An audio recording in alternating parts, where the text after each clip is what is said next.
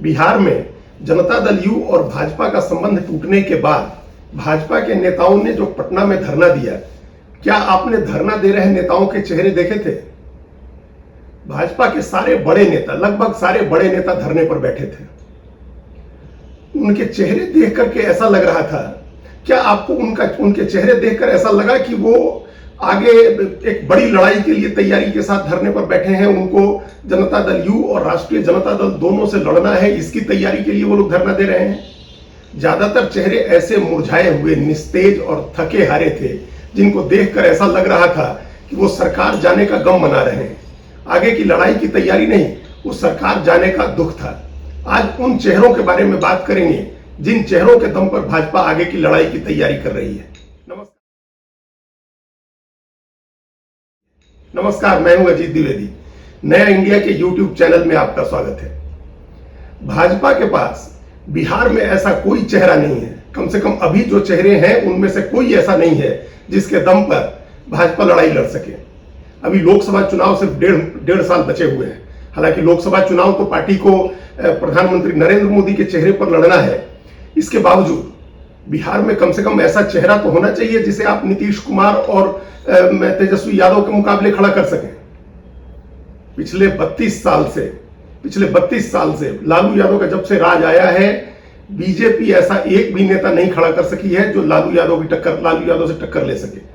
लालू यादव से मुकाबला करने के लिए बीजेपी ने पहले नीतीश कुमार को आगे बढ़ाया, फिर सुशील मोदी से उम्मीद बांधे रखी, फिर उसने नित्यानंद राय को खड़ा किया, फिर संजय जायसवाल से उम्मीद बांधी गई, नंद किशोर यादव से उम्मीद लगाई गई, रामकृपाल यादव को राष्ट्रीय जनता दल से ला करके और लालू यादव या उनके परिवार से लड़ाई की तैयारी में उनको लगाया गया।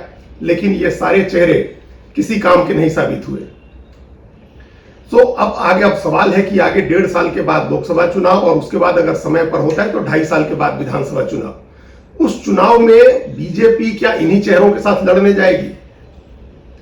जो लोग धरने पर बैठे थे उसमें नित्यानंद राय थे, उसमें संजय जायसवाल थे, उसमें मंगल पांडे थे, उसमें इस तरह के वो तमाम नेता थे जो बिहार सरकार में मंत्री या उप मुख्यमंत्री थे। तारकिशोर प्रसाद थे, रेणु देवी थी।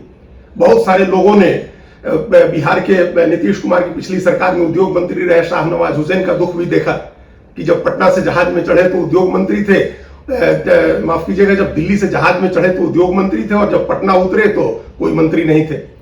तो ज्यादातर भाजपा के ज्यादातर नेताओं के चेहरे का भाव ऐसा ही था कि जैसे सत्ता चली गई, अब लूट पिट गए और उसका विरोध कर रहे हैं बैठ करके। वो चेहरे ऐसे नहीं थे, वो उम्मीद जगाने वाले चेहरे नहीं थे। भाजपा के पास जो भी वोट बचा हुआ है उस वोट में उम्मीद जगाने या लड़ने की तैयारी करने वाले चेहरे नहीं थे। सब निस्तेज और थके हारे चेहरे थे। अब एक एक करके उन चेहरों के बारे में देखें। भारतीय जनता पार्टी ने किस उम्मीद से नित्यानंद राय को आगे बढ़ाया था? उनको प्रदेश अध्यक्ष बनाया गया था और उसके बाद केंद्र में जब दूसरी बार सरकार बनी तो उनको गृह राज्य मंत्री बनाया गया। इतना महत्वपूर्ण मंत्रालय दिया गया। वह किस उम्मीद में दिया गया था? वह इस उम्मीद में दिया गया था क्योंकि 2009 के लोकसभा, 10 के विधानसभा और फिर 14 के लोकसभा चुनाव के बाद बीजेपी को ऐसा लग रहा था कि यादव वोट टूट रहा है आरजेडी से या आरजेडी कमजोर हो रही है। तो उस एक बड़े वोट को अपने साथ लाने के लिए उस समय संयोग ऐसा था, भूपेंद्र यादव बिहार के प्रभारी बने थे और उस यादव वोट को बीजेपी के साथ लाने के लिए, जो कभी दहा नहीं है, उसके लिए एक प्रयास किया गया। नरेंद्र मोदी की पहली सरकार में रामकृपाल यादव मंत्री थे, उनके जरिए भी यही कोशिश की गई थी। बड़ी संख्या में चुनाव में टिकट भी दिया गया था 2015 में जब बीजेपी लड़ रही थी अकेले। उसी उम्मीद में नित्यानंद राय को भी लाया गया। लेकिन अब उनका कोई मतलब नहीं है। जब उसके बाद के दो चुनावों में जब आरजेडी इतनी मजबूत हुई है, फिर बीजेपी ये उम्मीद ही नहीं कर सकती है कि वो वोट टूट करके उसके साथ आएगा। तो फिर उनकी जरूरत क्या है? इसी तरह संजय जायसवाल पिछले कई साल से उनका कार्यकाल पूरा हो गया, 3 साल से वो प्रदेश अध्यक्ष थे। इस 3 साल में वो सांसद थे, ऐसा भी नहीं था कि वो सरकार में शामिल थे, वो मंत्री नहीं थे, वो एमपी हैं। उनको अपना बीजेपी का स्वतंत्र रूप से कोई अभियान चलाना था, कोई कार्यक्रम चलाना था, जो उन्होंने पिछले 3 साल में नहीं किया। एक जगह नहीं किया, कुछ बयानबाजी जरूर की जिनसे उल्टे बीजेपी और जेडीयू की दूरी बढ़ी। इसी तरह से जो दो इस बार 2020 में सरकार बनने के बाद जो 2 उप मुख्यमंत्री बनाए बीजेपी ने, पता नहीं वो दोनों जो ऐसे नेताओं को उप मुख्यमंत्री बनाया, रेणु देवी को पश्चिम चंपारण में और तारकिशोर प्रसाद को कटिहार के बाहर, उन अपने ये दोनों अपने जिले के नेता हैं, इनके जिलों से बाहर इनको कोई जानता ही नहीं था, उस समय भी नहीं जानता था और उप मुख्यमंत्री रहने के बाद भी कोई नहीं जानता है। आपने जो पुराने नेता थे बीजेपी के, उनको लगभग सबको किनारे करके घर बिठा दिया। नंद किशोर यादव घर बैठे हुए हैं, प्रेम कुमार घर बैठे हुए हैं, ये लोग विधानसभाओं की समितियों के अध्यक्ष हैं।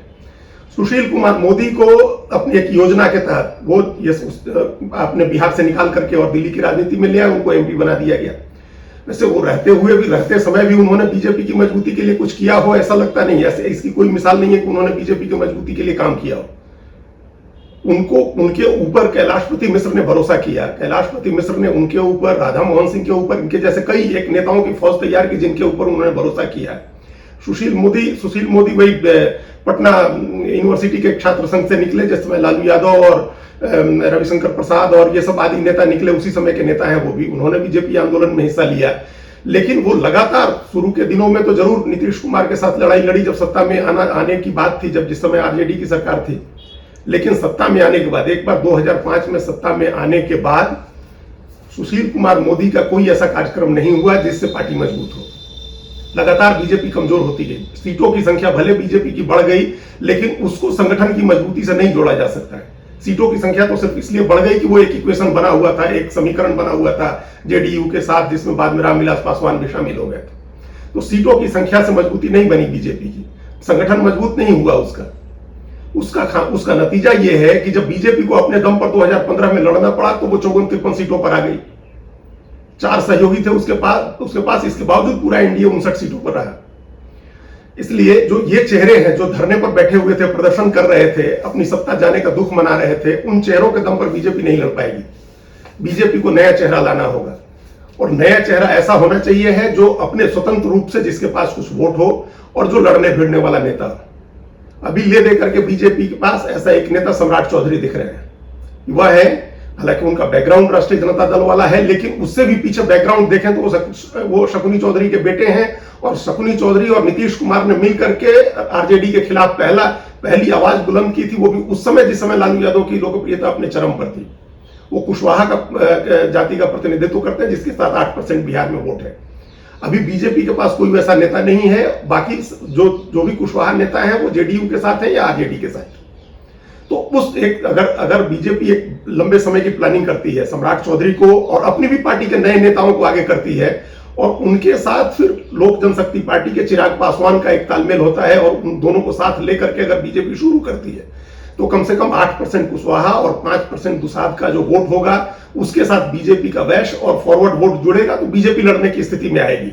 लेकिन उससे पहले इन चेहरों के दम पर, जो चेहरे पटना में बैठ करके धरना दे रहे थे, उनके दम पर बीजेपी नहीं लड़ सकेगी। सारे बहुत ही दयनीय, निस्तेज और थके हारे चेहरे थे। धन्यवाद। कृपया हमारे चैनल के साथ जुड़िए, लाइक कीजिए, सब्सक्राइब कीजिए, बेल आइकॉन जरूर दबाइए।